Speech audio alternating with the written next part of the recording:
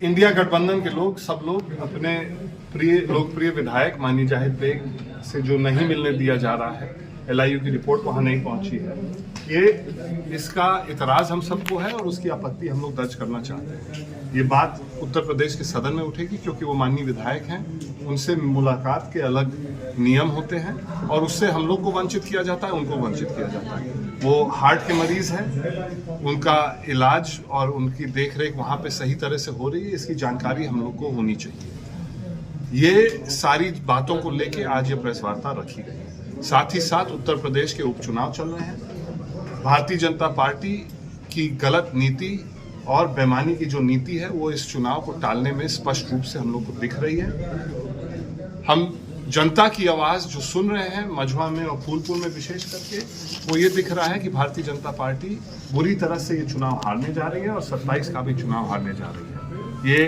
लड़ाई देश के और उत्तर प्रदेश के वो लोग लड़ रहे हैं जो इस सरकार की विफलताओं से त्रस्त होके अपनी आवाज उठाने का मौका का इंतजार कर रहे हैं। निश्चित रूप से 9 में से 9 सीट समाजवादी पार्टी जीतने जा रही है और 27 में उत्तर प्रदेश की सरकार बदलने वाली है। चुनाव को लेकर आप आरोप लगा रहे थे जाहिद बेग से मिलने, तो क्या वहां पे बताया? वहां पे जहां पे पास बनता है, बाहर कंप्यूटर जहां पे लगा है नैनी जेल पे, वहां पे जो कंप्यूटर ऑपरेटर है उसने बोला जाहिद बेग से किसी को मिलने नहीं दिया जाएगा। एलआईयू की रिपोर्ट अभी तक नहीं आई है। एलआईयू की रिपोर्ट एक बहुत साधारण रिपोर्ट होती है, जिले से बन के जाती है। उसको बनने में मुझे लगता है कि अगर बहुत धीमी गति से बने तो साधारण कैदी के लिए 1 हफ्ते भी नहीं लगता है तो एलआईयू की रिपोर्ट वहां पे पहुंचने में। माननीय विधायक के लिए 2.5 महीने बीतने के बाद भी वो रिपोर्ट नहीं पहुंची। ये दर्शाता है कि राजनीतिक द्वेष के कारण उनके ऊपर ये कार्रवाई की गई है और लगातार वो उसके शिकार बनते जा रहे हैं। अगर उनके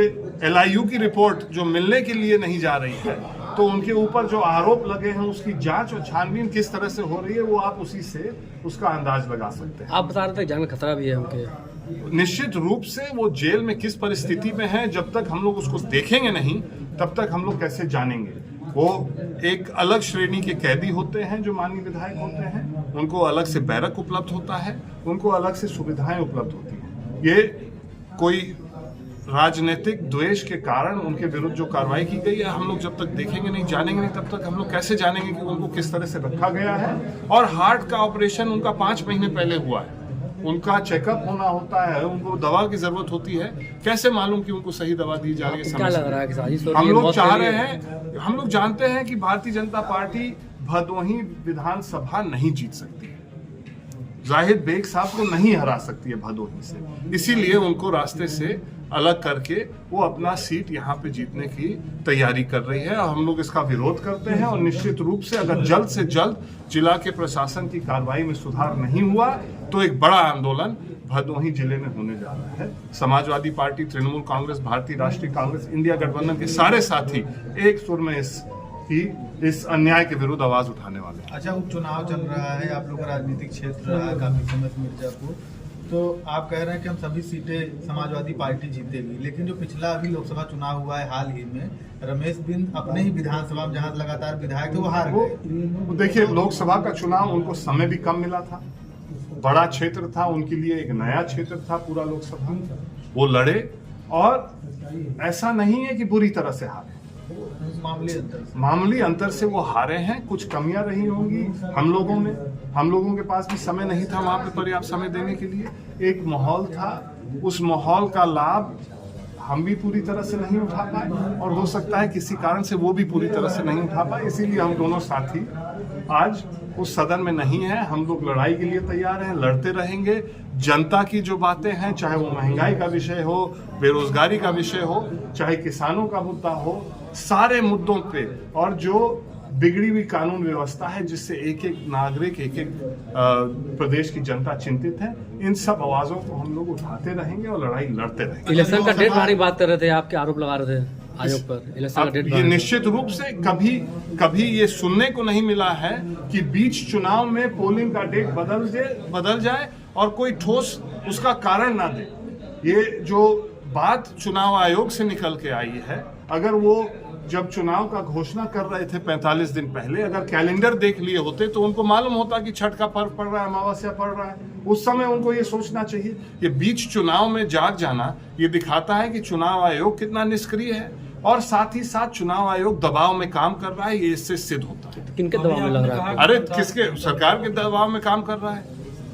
अच्छा, लोकसभा चुनाव जब समाप्त हो गया तो उसके काफी दिनों बाद अब मीडिया से रूबरू हुए, मान लीजिए 2 बार अब आए आते थे, तो आज अब जब प्रेस से रूबरू हो रहे हैं तो तमाम लोग मन में ये आशंकाएं चल रही हैं, क्या भदोही आपका अगला राजनीतिक क्षेत्र हो सकता है? क्या भदोही के लोगों ने जो प्रेम दिया है वो एक मेरे ऊपर आजीवन का कर्ज है।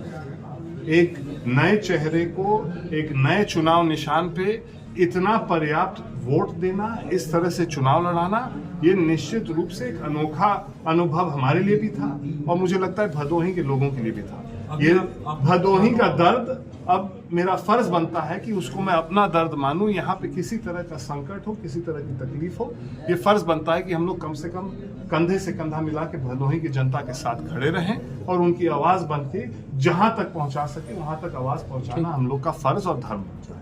अभी आपने किसानों और जनता की बात की है। यहाँ एक मीडिया मास्टर प्लान आया है, उसमें शहर और शहर के आसपास के गांव को लिया गया है। बीच में किसानों का धरना प्रदर्शन किया गया है, और सपा समेत अन्य राजनीतिक दलों ने किसानों के मामले को नहीं, उसमें बेग साहब थे, उसमें बेग साहब आवाज उठा रहे थे। उसके बाद की मैं बात कर रहा हूँ। और यही सब करने के कारण राजनीतिक द्वेष के चलते उनके ऊपर ये कार्रवाई हुई है। निश्चित रूप से मास्टर प्लान जो बनता है वो जनता और जो उसमें सारे, चाहे उसको लाभार्थी कहिए, चाहे जो कहा जाता है कि जिनका उसमें कुछ ना कुछ उससे लेना देना हो, उन सब से चर्चा करके ही ये चीज बनती है। भारतीय जनता पार्टी की सरकार जब से बनी है तब से मास्टर प्लान जैसे महत्वपूर्ण योजना भी जनता के इच्छा के अनुसार, जनता की जरूरत के अनुसार, क्षेत्र के अनुसार नहीं बन रहा है।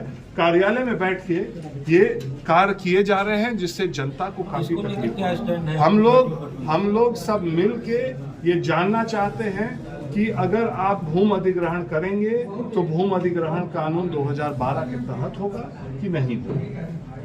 जो मुआवजा मिलना चाहिए वो मुआवजे की बात ये लोग करेंगे कि नहीं करेंगे। जो इस क्षेत्र, एक आखिरी सवाल है, कानून व्यवस्था क्या कहेंगे?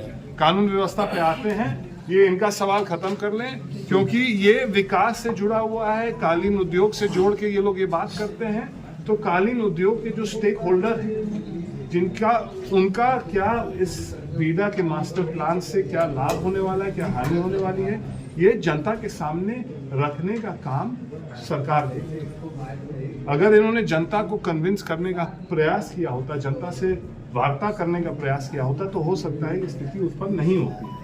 जनता की राय और जनता की जरूरतों को कुचल के ये लोग चलाना चाहते हैं, इसलिए हम लोग इसका पुरजोर विरोध हम लोग करते हैं। कानून व्यवस्था क्या? कानून व्यवस्था जिस तरह से भदोही में आए दिन इस तरह की घटनाएं बीत रही हैं, जिससे वास्तव में हर एक नागरिक मुझे लगता है असुरक्षित महसूस कर रहा है अपने आप को। और ये सिर्फ इस भदोही जिले की बात नहीं है, पूरे प्रदेश में कानून व्यवस्था की वही हालत है। ये लोग बड़े बड़े भाषण चुनाव में देते हैं कि रात को 12 बजे गहना पहन के लोग जा सकते हैं। आए दिन डकैती, आए दिन महिलाओं के साथ उत्पीड़न, आए दिन हत्याएं, आए दिन लूट।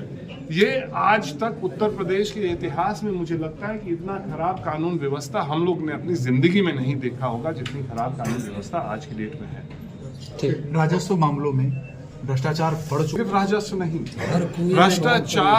भ्रष्टाचार इस सरकार की पहचान बनेगी, ये आप देख लीजिएगा। और इस सरकार की विदाई का कारण भी जो जन जन भ्रष्टाचार से पीड़ित है वो कारण बनेगा इस सरकार की विदाई का। धन्यवाद।